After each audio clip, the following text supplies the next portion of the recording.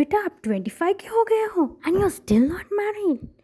Oh my god, if you're past the marriageable age, who will marry you?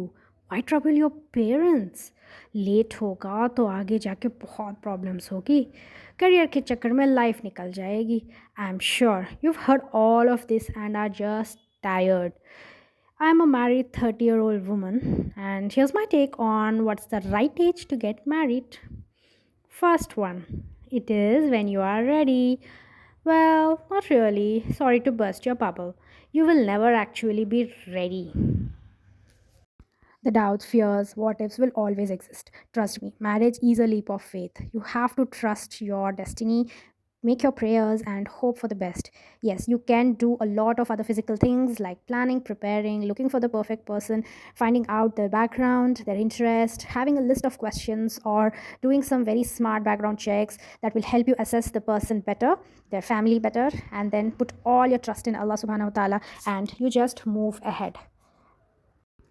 Now, it all comes down to point number two of what you perceive marriage as. Now, according to Islamic perspective, marriage is supposed to be your sakina, to provide you lot of peace. Rahmah is mercy, mawadda, and we are each other's garment. I'm sure you've heard all of these things about marriage. Most importantly, it's a sunnah practice. So you have to do it anyway. Now, how you do it, how you prepare for it is all up to you and in your hands. Now, to seek these things, you should be prepared for it. Pray for it. So praying for it is the spiritual preparation. You can do istikhara for it, pray tahajjud and ask Allah Ta'ala for the righteous spouse. Make that specific dua, Rabbana hablana min azwajina wa zurriyatina khurrata ayun waj'alna lil muttaqina imama. Now, this is a dua for a good spouse and children, for them to be the coolness of your eyes. Make the physical preparation, for the confidence. You look good, be in good health, do the basic grooming. And also the social preparation, that is, reach out to the right circles through the right sources. It could be some marriage bureau, friends, relatives. Put the word in. Be very clear of what you're looking for. At least begin with it. Maybe you'll reach somewhere and there could be a lot of changes in your own plans, but yes, having that niyyah, that intention to marry and for all the right purposes is the key here. Now, the third one is don't look for perfection. My dear friend, perfection is a myth.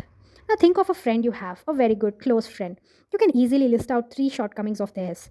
They still are your friend, right? Because the vibe matches. There might be something that overlaps your interests, your hobbies, the common goals, or the jokes you share, something. So, in the same way, when you're looking for a partner, think of it similarly. No human being is perfect, but there might be certain things you have in common, and there have to be certain things that you value. You have to build on that. Take that as a positive. If you're looking for a perfect person on the paper, you only keep chasing bio after bio, only to no avail. Now, the fourth one is there is no fixed timeline. Yes, you can tell all your aunties that are bickering and behind you, you can tell them this, that there is no fixed timeline, even by Quranic or Islamic perspectives. Yes, your health matters. Yes, where you are in life, how you're leading it all comes into question. But if you are true to your intention of getting married, have reached out to the right sources, made that perfect niyyah, still, if the things are not moving forward, then just put your trust in Hadar Allah.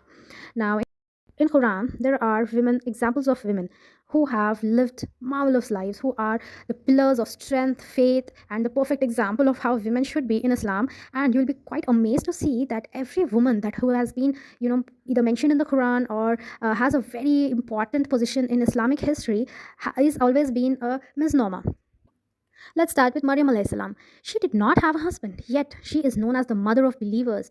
That beautiful high rank that Allah Ta'ala has given her did not warrant or need any man. Allah Ta'ala wanted to give her that honor, He gave her the honor. Okay, this is one example. Another one is Asiya alayhi salam. She was married to a dictator, a very barbaric king, the Pharaoh. Yet she put all her trust in Allah Ta'ala. She had a very bad ending, sadly, but still her ranks in the eyes of Allah Ta'ala are great.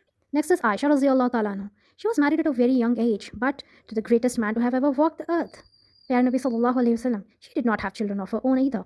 Now, isn't this also a different type of marriage, a different situation that the woman is in? The next one is Khadija Raziallahu Ta'ala anha. Subhanallah, she was married at the age of 40. Imagine, that's a very advanced age, even for today's age. Forget about those times, in the past where 40 was considered way beyond the age of marriage, where women were married quite early. Now, this is also to set an example that if the right person comes a little later in your life, that's not wrong. It's still the right person. And Allah Ta'ala had sent Pyara Nabi Sallallahu Alaihi Wasallam himself to marry this great woman. So these are some of the examples that you need to keep in mind. Don't obsess over them and be like, what if this happens? What if that happens? If you are willing to trust that anything that happens in my life is the qadr of Allah, and you have made du'as, you have made true intentions, proper du'as for yourselves and for your marriage to be one of sunnah, then I don't think you got to worry, my friend. Now, two things that I would like to bring it all down to: have a true intention of getting married for all the right reasons.